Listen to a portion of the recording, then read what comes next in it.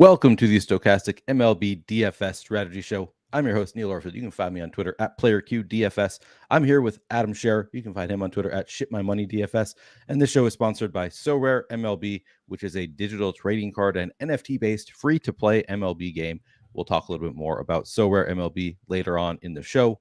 While you're coming in, please do like the video, subscribe to the channel if you haven't already, and hit that notification button so you can get alerts when our shows go live.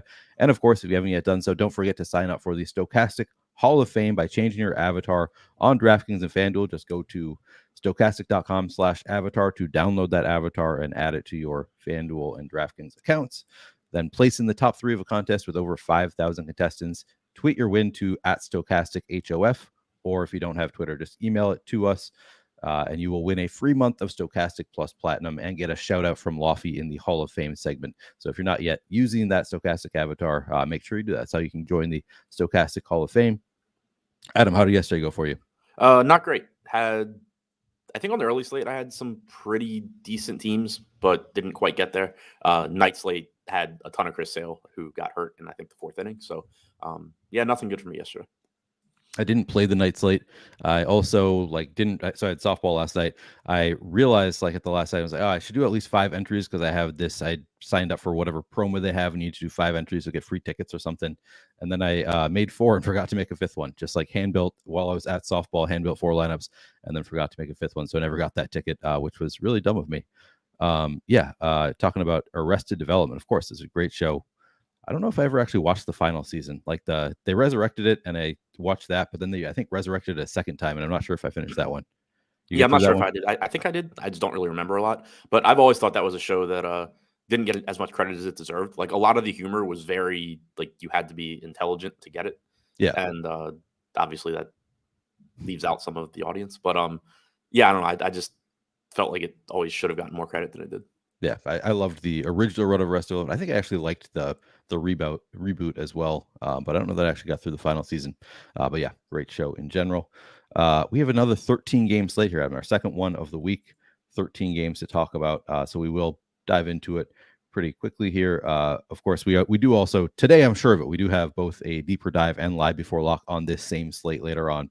We're still going to get through all 13 games here. Have a first look at the slate, starting with St. Louis at Pittsburgh. We've got Jack Flaherty on the mound for the Cardinals, Roansy Contreras for the Pirates.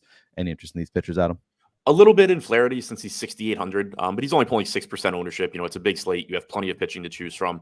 If you do need to pay down, he looks okay. About a 7% chance of being a top 2 pitcher, 12% top 2 value percentage, 6% ownership, like I said. So he's reasonable, but not going out of my way to get there. Strikeout stuff this year has been good at 23%.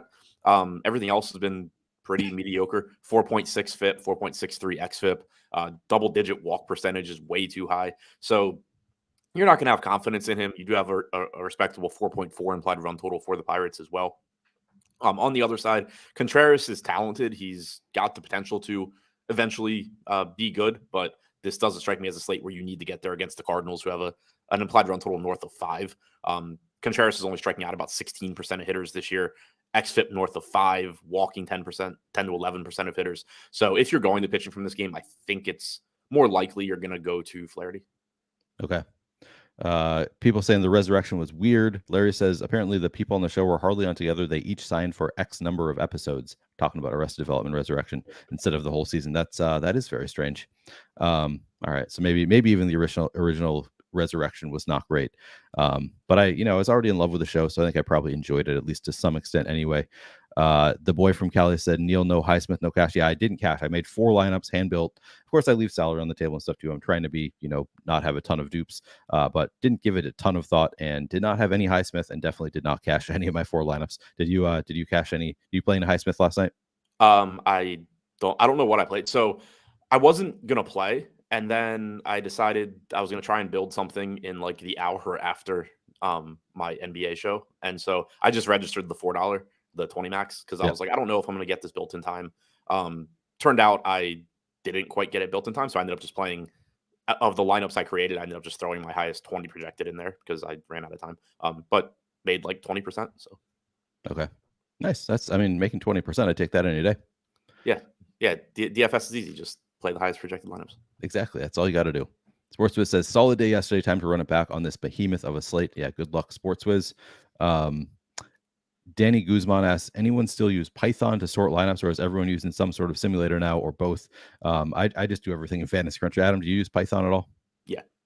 Okay, so you do to sort lineups in Python. I never have, so I wouldn't even know how to begin. I'd have to learn how to do so. Yeah. And my answer is yes, as of like a week ago. Okay. All right. How much interest do you have in St. Louis or Pittsburgh bats here?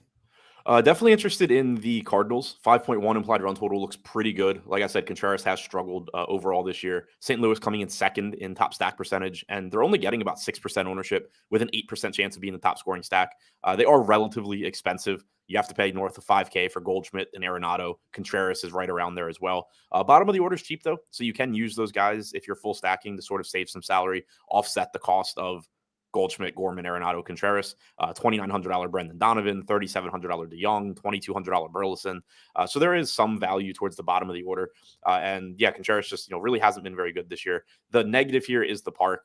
Pittsburgh, not a great park for power, but the Cardinals as a stack do look pretty good. 173 expected ISO to lefties for Contreras this year, 156 to righties. So that is another downside in addition to the park is Contreras, while he hasn't been good, he hasn't been particularly vulnerable to power. It's more so he walks too many guys, just doesn't strike enough guys out, gives up hits, but he has been decent at limiting power. Okay. How would you rank the four sides of the game? Cards, Flaherty, Pirates, Contreras. All right. Second game on the slate, we've got Philadelphia at Washington. Zach Wheeler on the mound for the Phillies. Josiah Gray for the Nats. Any interest in these pitchers, Adam? Definitely some interest in Wheeler in a good spot against the Nats. It's not a great strikeout spot, but it is one of the weaker offenses in baseball. Wheeler's a solid pitcher. 9,200 is a very reasonable price. 27.5% strikeout percentage this year. Sub 3 FIP, 3.47 xFIP. Just a good pitcher. And again, a pretty good matchup against the Nats. More difficult to get the Gray on the other side. He has done a better job of limiting power this year than he has in the past. Weirdly, his strikeout percentage is down. I don't know if those two things are correlated or not, but only a 19% strikeout percentage this year. He's walking 11.5% of hitters. Pretty dangerous matchup against the Phillies, who have a 5.2 implied run total. So probably not going to get to Gray, but certainly happy to get to Wheeler. Okay. And then how much interest, if any, in the bats here?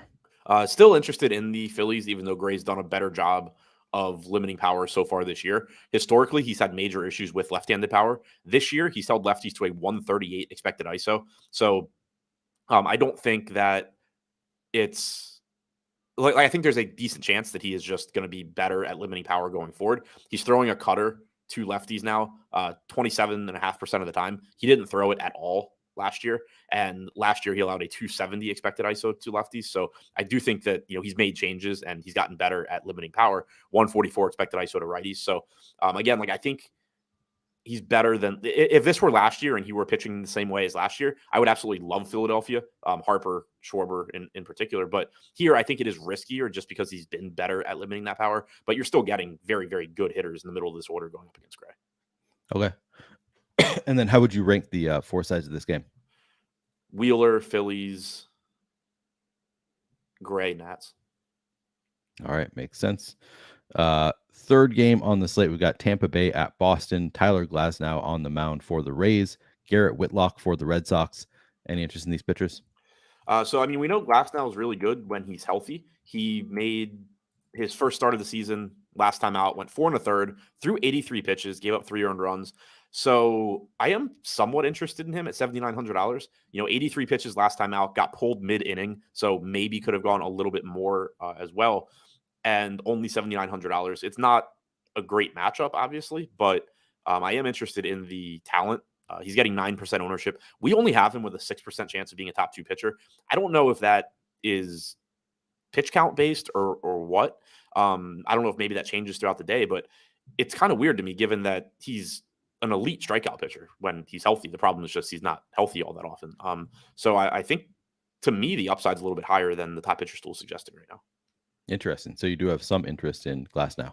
Yeah, the negative, there's really, the way I see it, there's really 2 negatives here. One, we don't know exactly how long his leash is, but we do know he threw 83 pitches and they pulled him in the 5th inning. So it's not like, they could have just not sent him back out there.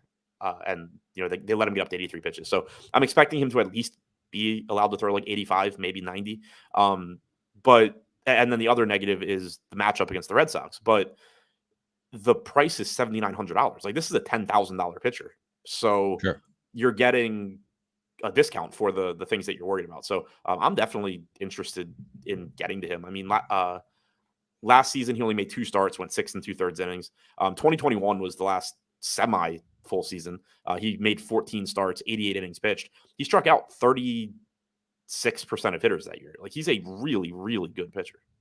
So we in the top pitchers tool, we have Glass now at 9.4% projected ownership, 6.2% chance of being a top 2 pitcher. Where do you think you would put that number? You know, the Adam Mind Simulator. Where would you put Glasnow's top 2 pitcher odds? Trying to, I guess. So if I'm trying to like gauge it based on other pitchers, so like Verlander's coming in at 9%. Waka's coming in at 8. There's no way Tyler Glasnow should have a lower top 2 pitcher percentage than Michael Wacha. Okay, sure. He's 7,900. What is Waka's price tag? I guess it doesn't matter for that. But yeah, equation. 74. Facing the Cubs. It's not like he's facing the A's or something. Yeah. So you think that you would have positive leverage based on like if you put in your inputs for Tyler Glasnow, you think you would probably have positive leverage there? I think it would be pretty neutral. Like I think the 9%, 9.5% ownership is more in line with his top 2 pitcher percentage. Okay, makes sense. And then how about the bats in this game? I mean, it's 2 good offenses, so they're certainly going to be interested. I'm more interested in the Tampa side against Whitlock. He does have pretty good stuff. He has potential, but he has a lot of 214 expected ISO to lefties this year, 177 to righties, 4.8 implied run total for Tampa. Nice park upgrade for them, getting out of Tropicana, going into Fenway Park. So I like the Rays more than I like the Red Sox. Again, like I think this is a very difficult matchup for the Red Sox. So yeah, Tampa bats look pretty good to me. Okay, and then how would you rank the 4 sides of this game? Either Tampa bats or Glasnow first, the other one second. Probably the Red Sox third and Whitlock 4. There are weather concerns in this game as well, so we'll have to keep an eye on that. All right. It might just be my morning brain fog. I want to congratulate Michael Ortiz. I know we won something, but I can't read I won $10K free DraftKings $800. Thanks for advice, and did play Highsmith in a pool of 1,000. I don't understand if that did you win 10,000 or 800?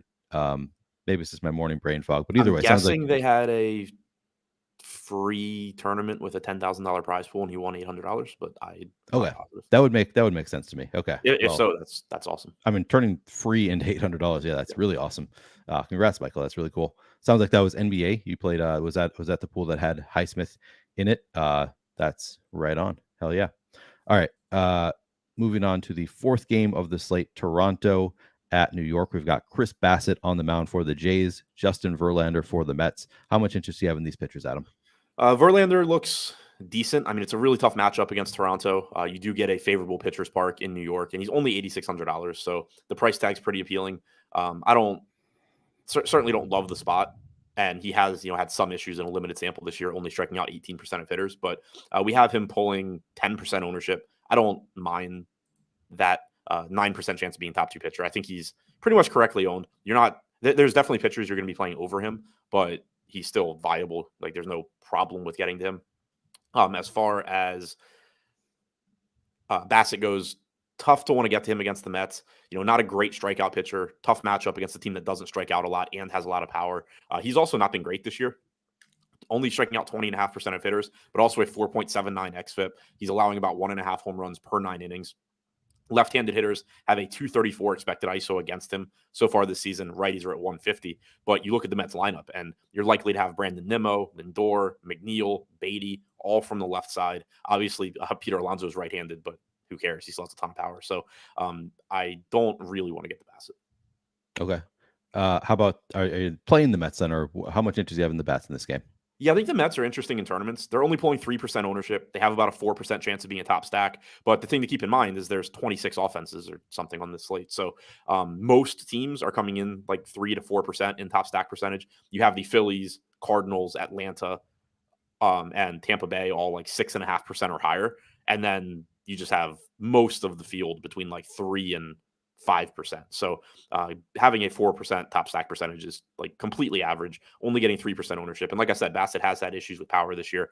I'd like the Mets a lot more if this game were in Rogers Center in Toronto instead, but I still think they're a pretty interesting tournament stack. Also relatively easy to get to. Alonso's expensive, Lindor and Nimmo are relatively expensive, but McNeil's cheap at 3,700 with MPE. Beatty's only 3,200. Marte is sub 4K. If you can't afford Alonso in a lineup, you can go to Vogelback at 2,600. Francisco Alvarez is typically going to be one of your highest upside catching options, even if he's batting ninth. So there are a lot of reasons, I think, to like the Mets at low ownership. All right. And then how would you rank the four sides of this game? Mets or Verlander 1, the other one 2, Toronto 3, Bassett 4. All right. Perfect. All right. We have made it through 4 games, Adam. Perfect time to take a little break to talk about our sponsor, SoRare. And I'm going to throw SoRare link into chat. I just threw the SoRare link into chat. You can use that link to sign up at SoRare and get playing for free. You can win real money prizes playing for free on SoRare. Let me add this to the stream so you can take a look at what I've got coming up. Today is the perfect day to sign up for SoRare, of course, because we've got the next contest starting in 4 hours and 35 minutes here. And Adam, I actually won some prizes. I saved it for this show you what you can win on SoRare. So I play the limited contest. And the contest that I play, these limited contests, you do have to pay for these cards or win them in contests. They're not the free cards. You get free common cards when you sign up, which then you can enter into contests and win some of these limited cards. But you can also just go out and buy them. But I actually won some prizes this past week. I got 21st place, missed out on $5 extra by 20th place would have gotten $5 extra, but I won. I think this is going to be $5 worth of ETH here in this contest. And then I also won a rare card tier 3, which, I think I'd probably actually personally rather have a limited tier 2 since those are the contests I'm focusing on, but pretty cool to win a rare card as well for the Rockies. Please be a bat. It's a bat. Ryan McMahon, that's actually a cool card.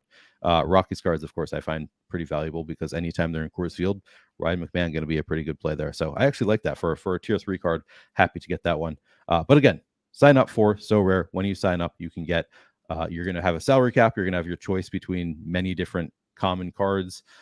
You pick, obviously, cards within your salary cap, and then you get to keep those cards, and you can play them in contests. And we've got a slate, again, starting in just over 4 hours here. You look at the upcoming contests.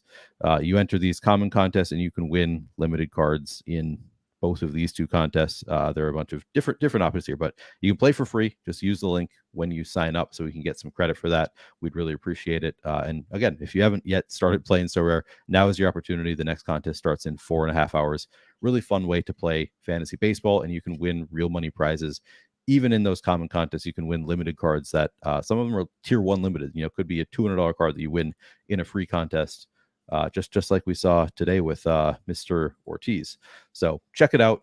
Not that often you can find, contests where you can win real money prizes for free. It's a really fun way to play fantasy sports. So check that one out. All right, I'm going to get on with it. We've got 4 games down. We still have 9 left to go, Adam. So we'll move on to Seattle at Texas. Luis Castillo on the mound for the Mariners. John Gray for the Rangers. Any interest in these pitchers? Yeah, really difficult matchup for Castillo. Dangerous matchup against a very good Rangers offense, but Castillo is also a very good pitcher. Getting out of Seattle is not ideal for Castillo, but 30% strikeout percentage, 3.28 xFIP this year. Just a really, really solid pitcher. Obviously, we have plenty to choose from on this slate, but he's pulling 17% ownership, about a 12% chance of being a top 2 pitcher. So maybe going a little bit overowned, but nothing too crazy. I don't mind it. It is interesting to me that he's getting the same ownership as Zach Wheeler. On the one hand, like their range of outcomes, I think is very similar. I do slightly prefer Wheeler just because he's facing the Nats and not the Rangers, but Castillo is really, really good. So happy to get to him. John Gray started out the year really slowly, has been a bit better recently. Not a great matchup against Seattle, but a very reasonable price tag at 7,600. So I think he's a decent mid-range option, pulling about 11% ownership. I don't really have any issue with that if you need to get to that range. Like the other pitchers in that price range, Charlie Morton against Arizona, Michael Wacha against the Cubs, Glasnow against Boston. They're all pulling like 9 to 12% ownership. I don't think there's a ton separating them. Again, like to me, Glasnow is the biggest question mark there just because his stuff is far and away the best in that group, but he has the tough matchup. It's in Fenway, all of that. So I don't think there's a lot separating that group. I think Gray is certainly a solid option in that range.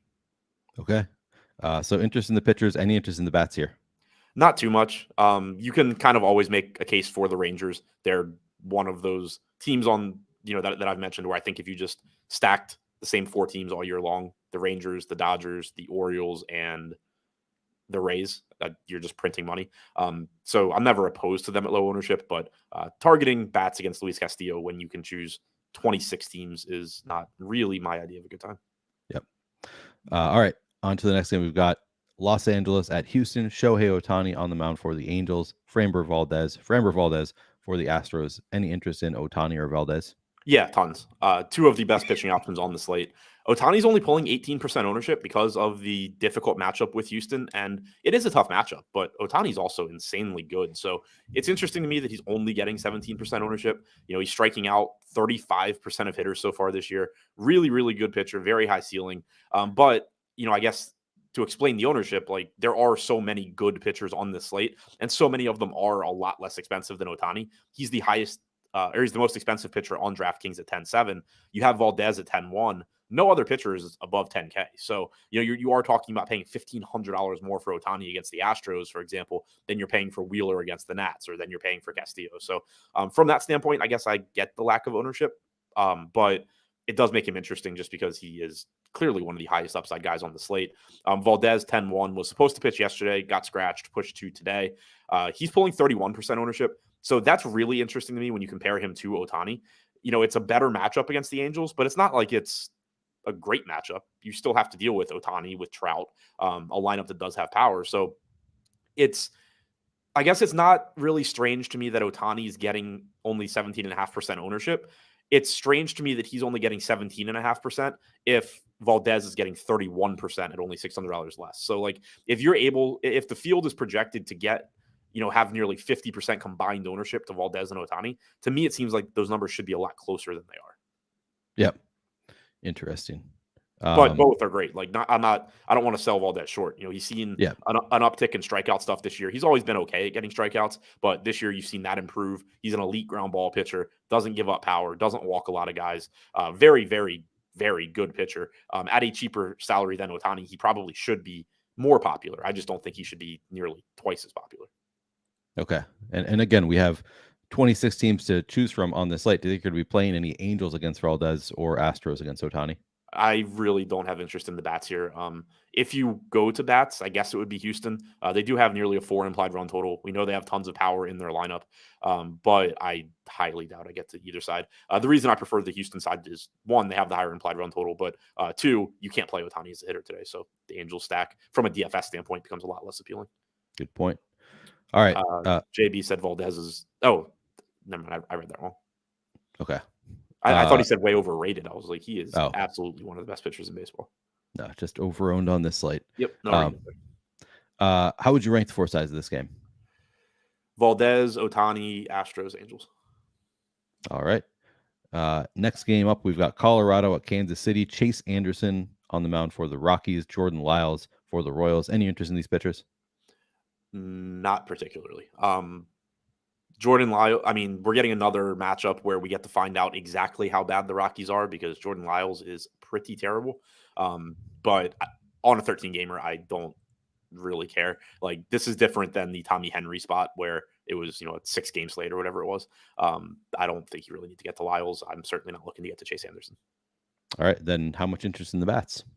Definitely some interest in the bats. The park's not great for power, but it is supposed to be in the 80s there, so ball should carry a little bit more. You do have nearly a 5 implied run total for Kansas City. They're another team coming in with a 4% chance of being the top stack. They are projected for 8% ownership, so they're projected to go a little bit over-owned relative to top stack percentage, but they do have an 8% chance of being the top value stack as well. That's one of the higher marks on the board. I think everybody at this point is aware how I feel about the Royals. I like them as a stack typically, just because, 1, they have young talent in their lineup. 2, they have high upside players at relatively weak positions.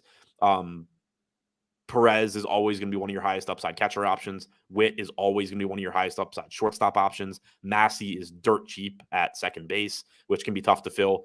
First base, obviously a very strong position, but Vinny Pasquantino at 3,600 is just a really favorable price tag. You have MPE on Nick Pratto at 3K. This is another top 100 hitting prospect. So MJ Melendez, struggling this year, but also a highly regarded prospect that's only 3,300. So I really like the combination of value and where the guys, the two guys that aren't cheap, Perez and Witt, are just two of the highest upside plays at relatively weak positions. So I'm always interested in getting to KC. On the Colorado side, 4.6 implied run total. Jordan Lyles isn't very good. They did get Blackmon back. They lost Chris Bryant. I don't mind Blackmon, Profar, Grichuk, McMahon, and then one other guy as a stack, but I do prefer the KC side. All right. And how would you rank the four sides of the game? KC, Colorado, Lyles, Anderson.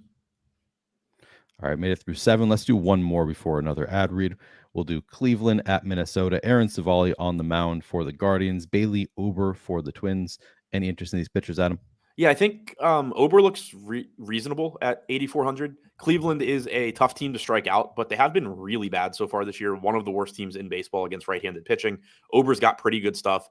The thing that's interesting to me is that he is only pulling 1.5% ownership. Now, I do kind of understand it because he's at a really awkward price point.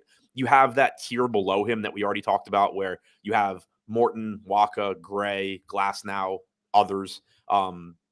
So they're getting some ownership. And then at 8,400, it's not that tough to find the extra money, get to Zach Wheeler, Luis Castillo, Clayton Kershaw. So it is a really awkward price point for Ober, and I think that's squeezing his ownership.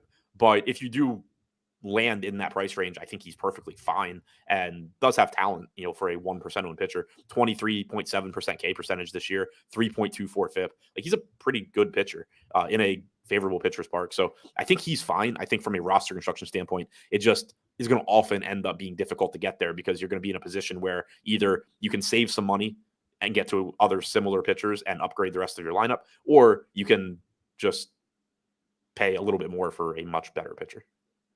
Okay. And then, of course, the most exciting spot on the slate, we've got Royce Lewis here. Everybody wants to play Royce Lewis, the newest star in baseball, maybe superstar, probably the best player in baseball. Adam, how much interest do you have in these bats? Yeah, Minnesota's interesting. 4.5 implied run total. The park isn't great, but I do like the value component here. You mentioned Royce Lewis. He's 3,100 now, so his price tag's gone up 50%, but since he debuted at 2K, he's still really, really, really cheap. This is somebody that has speed, has power, former number 1 overall pick. He's torn his ACL twice, so that's what delayed him getting to the major leagues. But he's here now. He tore up the minor leagues in his rehab starts. He's been good right out of the gate for Minnesota. There's no reason to think this guy is not going to be extremely good. So really like him, like the MPE, like the value. Alex Kirilloff's another, not Royce Lewis level prospect, but highly thought of hitting prospect that's cheap. Polanco is back as a second base option. We know Joey Gallo's got an insane amount of power. Ryan Jeffers as a cheap catching option is perfectly fine. It's tough to get excited about Solano, Farmer, Castro, Taylor, but obviously in a stack, any of those guys are fine. But the Polanco, Kirilloff, Lewis, Gallo start to this lineup is certainly pretty appealing against a decent but not great pitcher in Savali. I was actually at the bar after softball last night and got to watch the game tying home run from Royce Lewis live. So that was very exciting for me. How would you rank the four sides of this game? Minnesota 1, Ober 2, Guardians 3, Savali 4. All right. Now, Adam, let's take a look at lineup generator. I'm going to pull that up here. Can you see it on the screen, Adam? I feel like it's no. All right. Yeah, now I can. Okay, cool. All right, so we're going to take a look at lineup generator. We're going to do all stack types. 13 game slate. Think we should try contrarian here or just go back to balanced? Go to balanced. I mean, on slate like this, ownership, like it matters, but it's not that big of a deal. Yep, makes sense. All right, we're going to not lock any pitchers.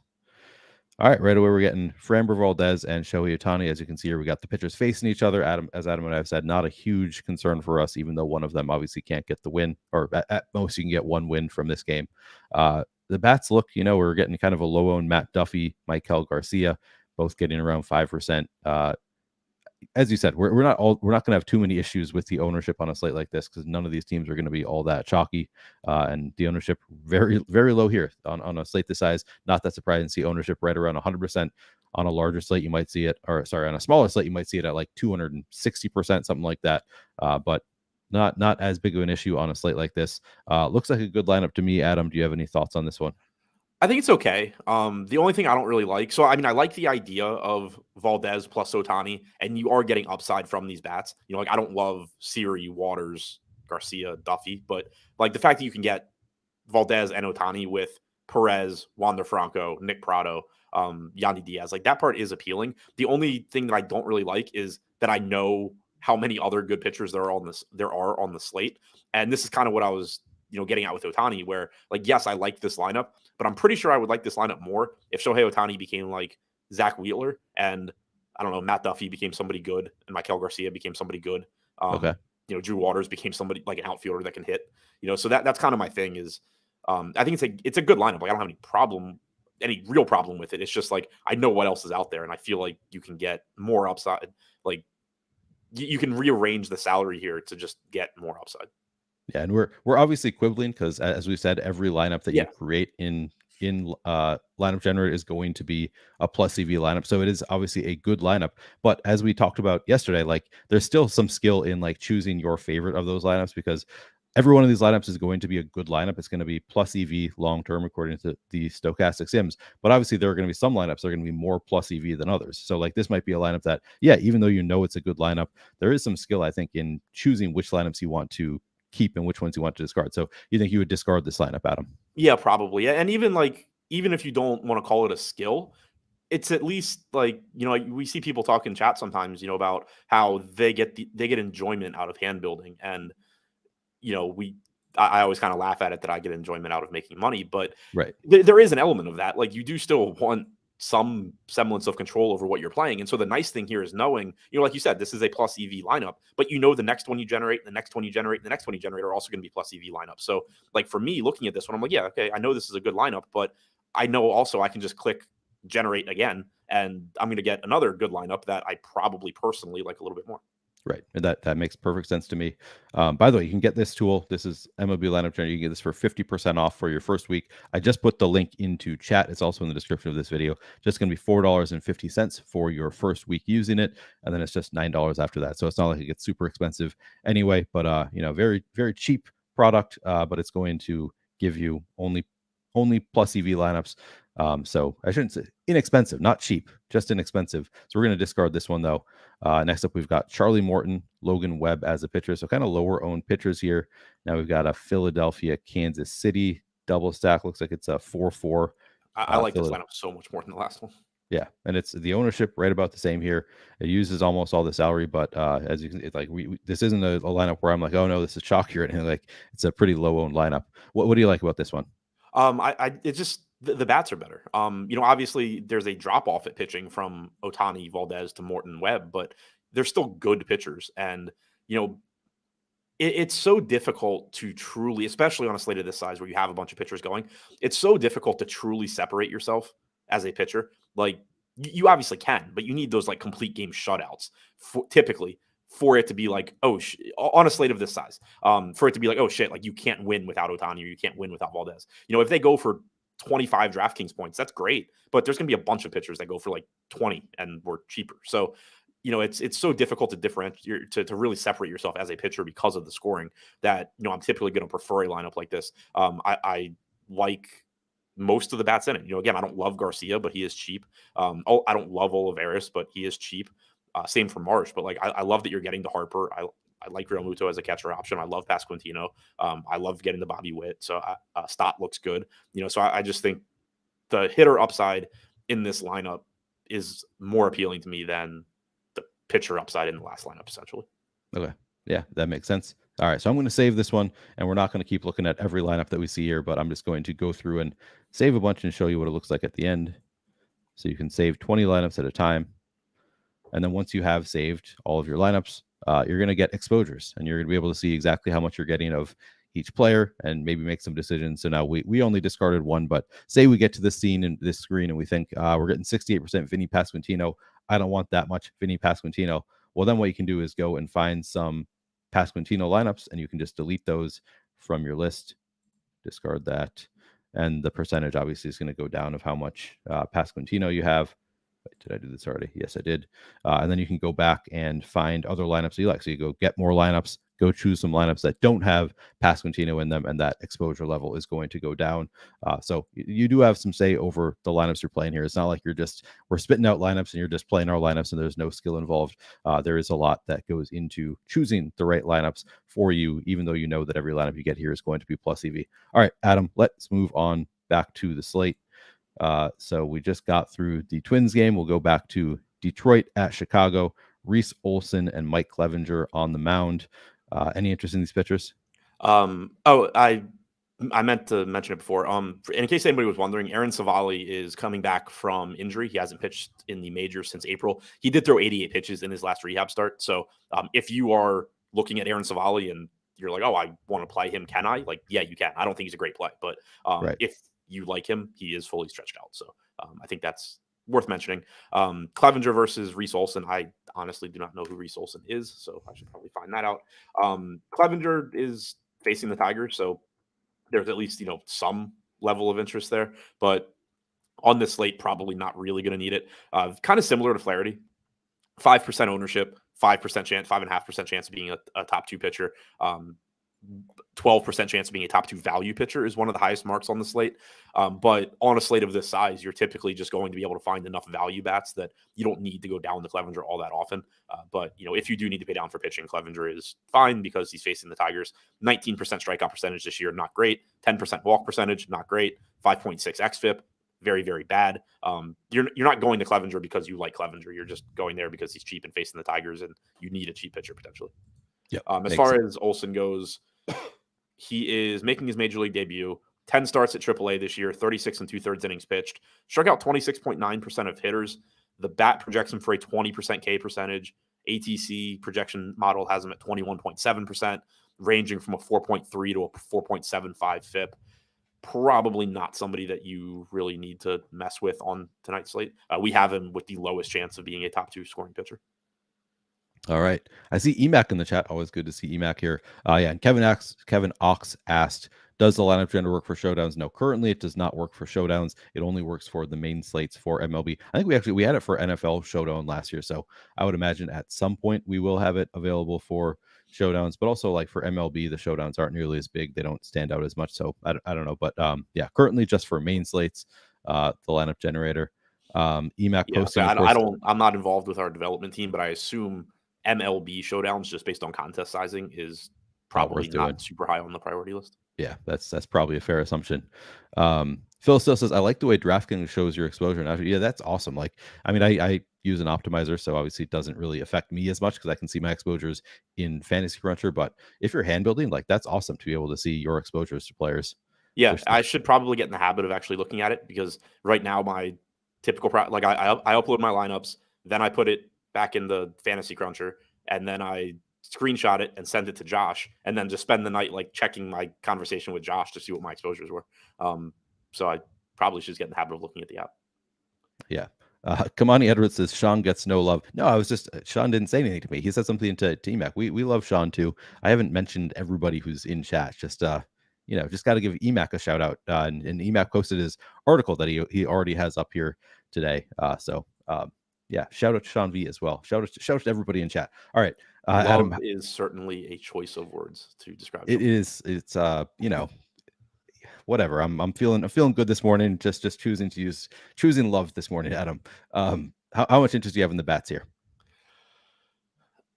A little bit. 4.7 implied run total for the White Sox. It is a favorable hitter's park, like 75 degrees. So, decent weather. And you're getting a pitcher making his major league debut that doesn't project to be that good. White Sox, middle of the pack, another team with a 4% top stack percentage, 4% ownership. Just looks correctly owned. Not super expensive, not super cheap, just really middle of the pack in like everything. So I don't mind getting to him. Luis Robert's going to look good. Benintendi's relatively inexpensive. Jimenez is only 4K. Andrew Vaughn's pretty cheap and has power. The problem, I think the thing that makes the White Sox sort of tough is like they're the opposite of Kansas City to some extent. You have in their projected lineup, 2, 3, 4 are all outfielders, which there's nothing inherently wrong with that. Like somebody had asked a couple of days ago in chat, a question about, like, do you try and choose a certain number of outfielders from your stack? And like, obviously the answer is no, but the reason I think this is sort of a negative for the White Sox is typically when you think about one-offs or mini stacks, like a lot of the best hitters on the slate are going to be outfielders. And if you're just stacking the heart of the White Sox order, you don't get access to any of the really good outfield hitters on the slate. Andrew Vaughn is a first baseman, taking away another power position. Yohan Moncada is a third baseman. Not the best position, but you do still get some power bats there. So they're almost like the inverse of KC. Like, you do have Tim Anderson at shortstop. He hasn't been good this year, but obviously he has the pedigree and probably will turn things around. But you're just the White Sox stack is covering a lot of your positions that you would actually prefer getting one-offs at. Okay. Yeah, it is tougher when a team has like their best plays are all at outfield. Right. Definitely. Yeah, it just makes it when, so, like, I would love to get a good stack and then round it out with like Bryce Harper or Aaron Judge or something like that. And right. And that's not to say you can't do it with the White Sox. Like, obviously you can just not play Luis Robert or not play Benintendi or not play Jimenez. But the point being, like, the best version of the White Sox stack probably includes all three of those guys. And that's sort of the issue. And like, then if it doesn't include one of them, it probably includes Andrew Vaughn. Gavin Sheets has power, but he's first base outfield. So I think it's still a good stack. I just, kind of getting into like the nuances of it, I think that is one negative working against them. As far as the Tigers go, obviously they are a pretty bad offense. Individually, like, you have a cheap Akil Baddoo, you have a cheap Nick Maton. I don't hate those guys, but Riley Green's on the injured list. He's normally my favorite guy to go to here. Kerry Carpenter's on the injured list. He's normally my second favorite guy to go to here. So tough to get too excited about the Tigers. All right. And then how would you rank the four sides of this game? White Sox 1, Clevenger 2, I guess Tigers 3, Olsen 4. Emax says Adam settings have three choices: beer, violence, or beer and violence. Is that true, Adam? You have some love, right? Yeah. It's not just violence all the time. No. All right. Actually, we got a super chat here I want to respond to as well, from Deacon to the Legend. What's up, guys? Wanted to know, in a high dollar single entry on FanDuel, are you still stacking? Are you playing more of a cash game build? Thanks. No, it's still a tournament. You're still trying to win. You can. It's always kind of tricky to talk about too, because you can obviously the smaller the field, the chalkier you can be, because you don't have to outrun that many lineups. The flip side to that is, in your high dollar single entries, you're also going to see extreme ownership on the best plays. It's not like when you talk large field and it's like, oh, well, nobody's, more than 20% owned or whatever. You're going to see more concentrated ownership. So that aspect of it is kind of tricky, but it still should be stacking, still should be, doing everything you can to win the tournament. It's still going to be a relatively top heavy payout. The difference is just that, you're trying to outrun fewer people, so you can be a little bit chalkier. Yeah. I can't think of any time, especially on a 13 game slate, like where I've played lineups that I don't stack at all. At least in the past several years, I've not played any like GPP lineups where I'm not stacking at all. I'd be more inclined to on like a shorter slate, like when there are only a couple games on the slate as opposed to 13 games. But yeah, definitely stacking I would still recommend it as well. All right. Chicago at San Diego. We've got Jameson Taillon on the mound for the Cubs, Michael Wacha on the mound for the Padres. Any interest in these pitchers, Adam? We talked about Wacha a little bit earlier. He's just another one of the guys in that mid-range where, the 7 to 8K range, where if you need a pitcher in that range, he's fine. 3.8 implied run total for the Cubs. Wacha striking out 21% of hitters this year, 4.5 xFIP, 3.55 FIP. Probably getting a little bit lucky on home runs per 9 so far. I don't really like getting to Wacha. I don't think the Cubs are a great matchup. They do have some solid hitters in this lineup, but at that price tag, it's perfectly fine. Again, if you're going to get similar ownership, I prefer going to Tyler Glasnow in the more difficult matchup just because of the strikeout upside, but I think Wacha is okay. Jameson Taillon being $5,400 is pretty crazy to see. That's just a really cheap price tag. We have him as the second lowest pitcher in terms of top 2 pitcher percentage. So that's interesting also. He threw 80 pitches last time out. That's the most he's thrown since April 15th. So he's not going deep into games, but also like he's just been getting lit up. So I don't think there's like an official pitch count limit on him. I don't really know what to make of him. Like 21.8% strikeout percentage this year, 4.68 xFIP, 4.47 FIP, 1.5 home runs per 9. Nothing there is good, but nothing there is $5,400 bad either. Overall, I don't think you're going to need to pay down that, on the slate really. And also, it's not a great matchup with the Padres, but I certainly think that Taillon is a $6,500 pitcher instead of $5,400. So you think in a 150 set you would get to some? Maybe, probably not.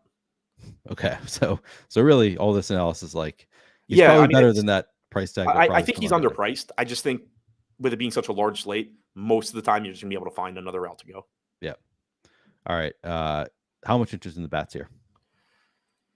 The Padres look good. Taillon, like I said, hasn't been very good this season. Probably hasn't been quite as bad as his numbers suggest, but still a very dangerous matchup here. Nearly a 4.8 implied run total. He's only allowing a 136 expected ISO so far to righties. Small sample size, but he's always been better against righties and been more vulnerable to left-handed power. Lefties this year at 324 expected ISO. Going back to last year, 160 expected ISO to righties, 205 to lefties. Looks good for Juan Soto, Jake Cronenworth in particular. Matt Carpenter is going to look good. Obviously, Tatis is always a good play. Bogarts is always a good play. As a stack, we have San Diego. Again, 4% chance of being the top stack, 5% ownership. They're not exactly cheap, but yeah, I mean, I don't mind getting there if you can afford it. The Cubs are coming in towards the bottom, 3% chance of being the top stack, only 1.5% ownership. Waka's not infallible, but he's not a bad pitcher either. 189 expected ISO to lefties this year, 180 to righties. If you wanted to look to, Ian Happ, Swanson, Suzuki for some power, I think any of that's fine. But on a slate this size, I'm probably just going to be getting elsewhere. Okay. And then how would you rank the four sides of this game? Padres, Waka, Cubs, Taillon, I guess. All right. Guys, we do still have an offer going with BetMGM. You can get 1 free month of Stochastic Plus Platinum and your first bet covered up to $1,000 paid back in bet credits when you sign up, make a deposit, and make your first paid wager at BetMGM.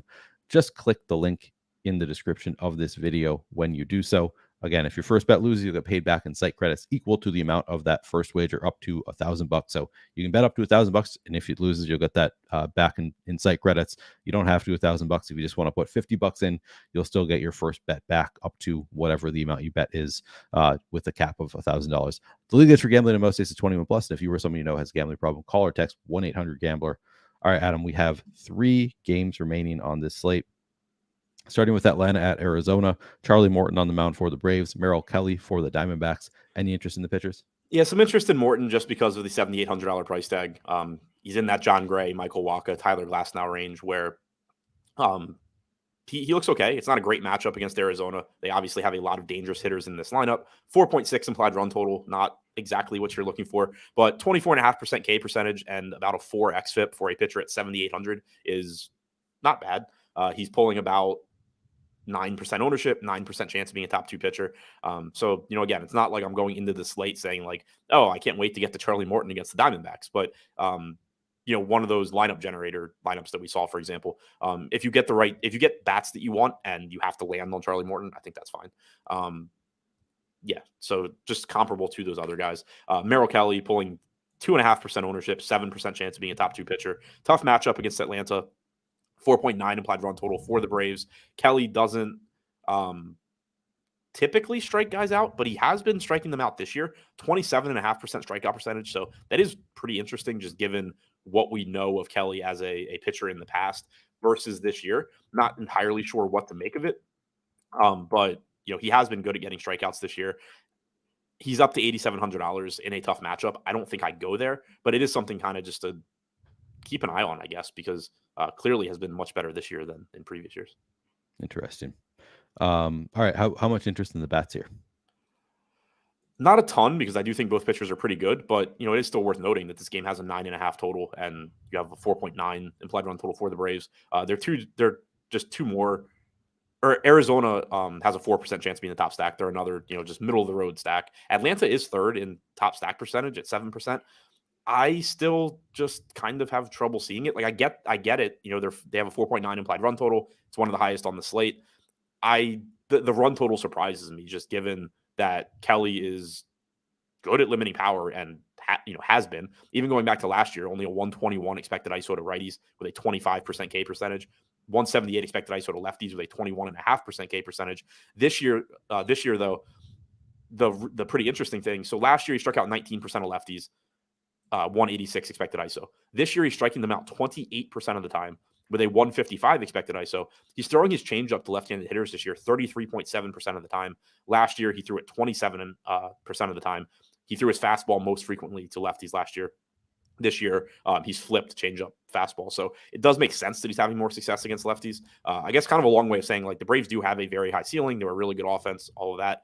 But Kelly is not a bad pitcher. He's never been bad at, as far as, preventing power. And then this year he's getting more strikeouts as well. All right. How would you rank the four sides of the game?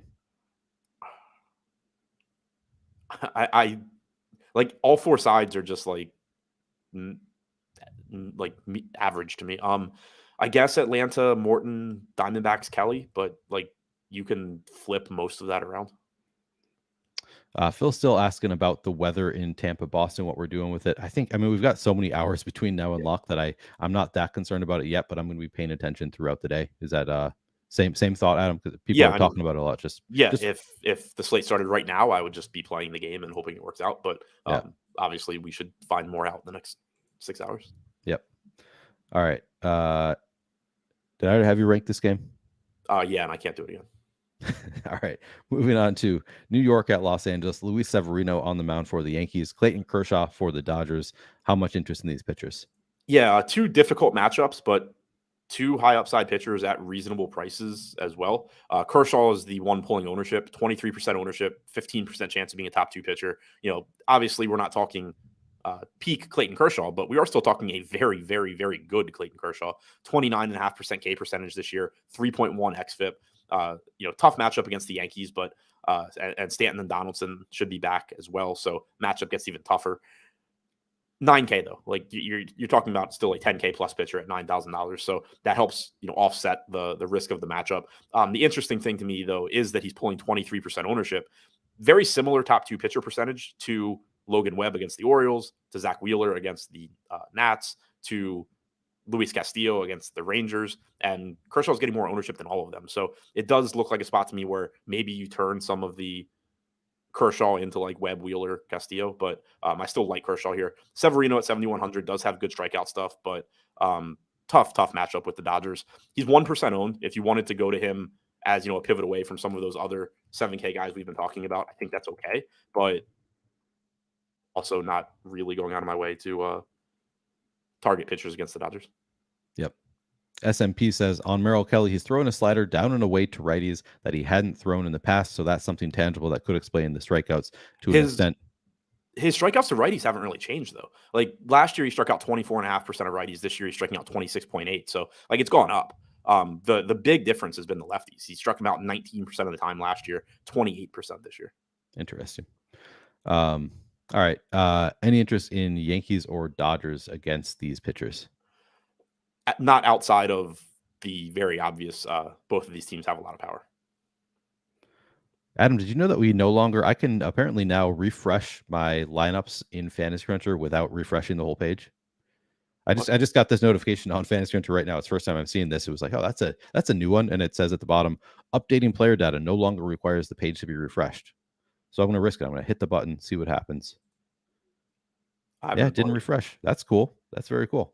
I'm sure I'm going to realize tonight what you're talking about, but right now I have no idea what you're talking about. It's like, what, on Fantasy Cruncher, you get a new lineup and like a pop-up will say, hey, you got this new lineup. You want to refresh the page. Like an actual MLB lineup.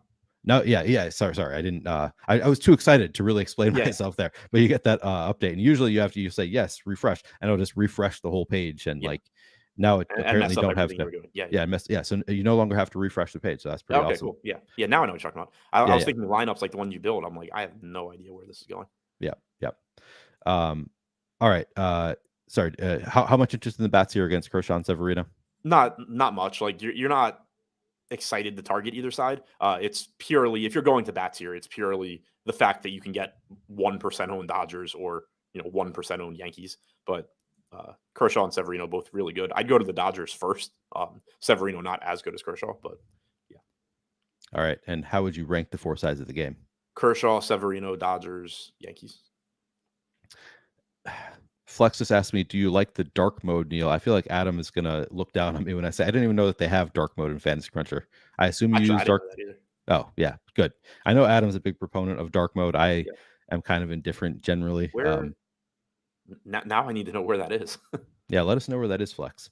All right, final game of the slate. We've got your Orioles against the Giants. Dean Kramer on the mound for the Orioles, Logan Webb for the Giants. Any interest in these pitchers?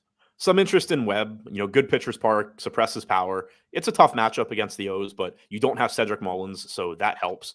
You do have Aaron Hicks, so unless the Orioles have already fixed him, that helps. 9,700 is a fair price tag. And, somebody mentioned it in chat a minute ago. Most of the good pitchers have tough matchups. So it's not like a disqualifier to say he's facing the Orioles because Kershaw's facing the Yankees. Castillo's facing the Rangers. There's tough matchups for most of these guys. So, I do think Webb looks pretty good. He's not your best strikeout pitcher, but he's another one where his strikeout stuff is better this year than usual. 27% strikeout percentage. Normally he's, low 20s. So that's interesting. 2.84 xFIPS, really good. 5% walk percentage, really good. He is pulling 13% ownership compared to 23 for Kershaw. 13% chance of being a top 2 pitcher for Webb, 15 for Kershaw. Webb is $700 more, but this is certainly one of those spots where I don't totally get why Kershaw is nearly twice as popular. Okay. As far as Kramer goes, probably not necessary on this slate. If you're playing 150 lineups and you randomly land on Dean Kramer instead of, Jack Flaherty or Mike Clevenger, like fine, but I really doubt that you're going to need to get to that price range much. All right. Flex is in the top right tab in the bottom right corner of it. I've been looking for it. I can't find it so far. I wonder if it's not available in the Fantasy Cruncher that's on the Stochastic website, possibly. Sense, but I haven't found it yet. All right. How much? Got to reach out to the programming guys and tell them to stop building all the other shit and give us a dark mode. Give us dark mode. All right. How much interest in the bats here, Baltimore or San Francisco? Not too much. 4.4 implied run total for the Giants. Again, this park just kills home runs, which sucks. Kramer is very hit or miss. He's got, decent stuff overall, though. 277 expected ISO to lefties, 218 to righties. He's run pretty good this year on power numbers. 159 actual ISO allowed to lefties, 157 actual ISO to righties. But the thing is, San Francisco, not the park where that's likely to suddenly even out. So, if you get to some Giants, I think it's okay. They're another 3.5% top stack percentage team. Orioles, I think, are a little bit more difficult sell. Again, they're in that category for me with the Dodgers and the Rays and the Rangers, where you could just play them every day and be fine. But this isn't a day that I'm likely to be playing them. All right, and then how would you rank the 4 sides of the game? Webb, Giants. Either Kramer or the Orioles, they're kind of the same. All right. So we've gone through all of the games on the slate. Adam, if you were going to just choose 3 stacks, which 3 stacks would you play? I didn't really love any of them. So the ones at the top in top stack percentage are Philly, St. Louis, Atlanta. I have pretty big concerns about all 3 of those. But still, St. Louis is projected to go under-owned, so I'll take them. Atlanta is projected to go a little under-owned. I'll go St. Louis, Tampa, Kansas City. All right. M the Great says that we have dark mode, so I feel like this is a conspiracy. They're just fucking with us, right? Like I'm looking at. I can't find it anywhere. He said it was the top right tab, the bottom left corner. I'm like, what's the top right tab? I see player pool tab is my top right tab. I feel like I'm just missing something here. Do you have 3 favorite pitchers here? I found it. Where? Top right tab, bottom left corner. So click the My Profile at the top right. Okay. And then click Settings. Oh, see, I clicked My Profile before and it refreshed my page. Oh, okay. So yeah. Okay, I see it now. All right, I'll give it a shot. Turn it on dark mode. All right. Finally, I can win again. Exactly. This has been what's been holding us back. All right. 3 favorite. This is so much better. Three favorite pitchers on this slate. I don't like change. I don't know. I'll have to get used to this. It does look weird. So ownership agnostic, I would say Valdez, Kershaw, Wheeler, but I'll throw in the caveat that there's not much separating in terms of success, chances of success. There's not much separating Valdez from Ohtani. There's not much separating Kershaw from Webb, Wheeler, Castillo. Okay. All right. And then finally, home run pick. Man,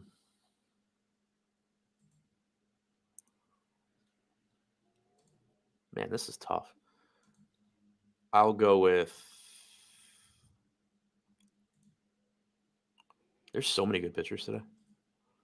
And the bad pitchers are facing bad teams, basically.